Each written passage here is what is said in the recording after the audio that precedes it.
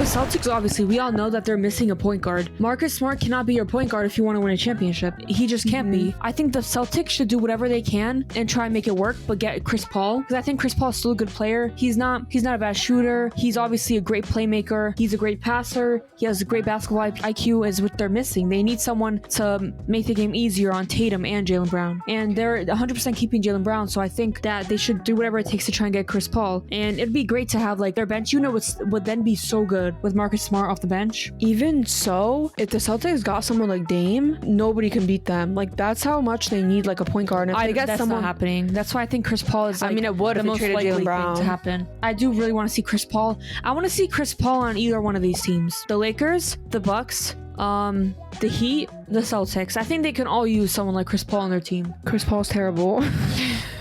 He's so really bad not. and injury prone, bro. Listen, so I think think that any team needs honestly, him. I think that, like, his play style would work on the Celtics, because I don't think defensively he's there anymore, and he'll have people to cover up his defensive mistakes.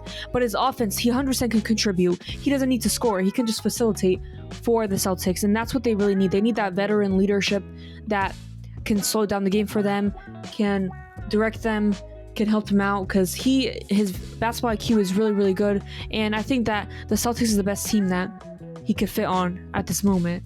And they really do need a good traditional point guard on their team. Like, I just don't see Marcus Smart or Derek White, like, being your point guard to help you win a championship. I still think Derek White is a really good player, but I think that Chris Paul should 100% be their starting point guard 5 years ago. No, I'm kidding. But anyway, like, people keep talking about Chris Paul, like, he's getting passed around more than Kendall Jenner, like, around the league. He's gonna end up on the Clippers, you know, like, the Wizards are gonna let him go. I don't want to see him on the Clippers. The Clippers are done. Like, I'm sorry, but the Clippers are boring. We don't want to see, like, I want to see Chris Paul on a team where he can contend for a championship. The Clippers do not move me. I know a lot of people are, like, in their fairy tale land. Oh, if the Clippers were healthy this season, they'd win it all. They would not win it all. Yeah, they would. No, they wouldn't. The Nuggets would destroy them as well. They're not winning anything. They would have definitely taken the Nuggets to, like, 6 or 7 games. And, like, Kawhi, Paul George healthy is better than Jokic and Jamal Murray healthy. And you know that. Did you not just see what Jokic and Jamal Murray did to the world in the playoffs? Against the Heat. That's off to say. No, they played great in each and every one of their I'm talking about the finals. Jamal Murray had a better playoff series, had a better playoff run than Paul George has ever had this season. Do you know Kawhi? Paul George is not as good as he was. Paul George is not as good as he has been, and Kawhi is always injured. Like, stop. I know, they're both always injured. That's why I'm saying if they were healthy, they definitely would have been the Nuggets' like biggest competition this year. But now I feel like but that's not the Clippers, because the Clippers ship has sailed though. Like, they lost their chance. That's not saying much, honestly. The Nuggets didn't really have much competition this. The Clippers like lost. Series. Yeah, the Clippers, like, the hype the Clippers had, it's officially gone. Like, there's no chance, and it kind of sucks that Kawhi left the Raptors. They won his first year there, and then he just leaves. Imagine how many more, like, they could have won. I've always said that Kawhi should have stayed on the Raptors. He should have stayed. And why would he choose the wrong LA team? Like, did he not know the Clippers curse before he signed there? Like, I don't understand why he signed with the Clippers. He could have signed with a more attractive destination. We were really made it.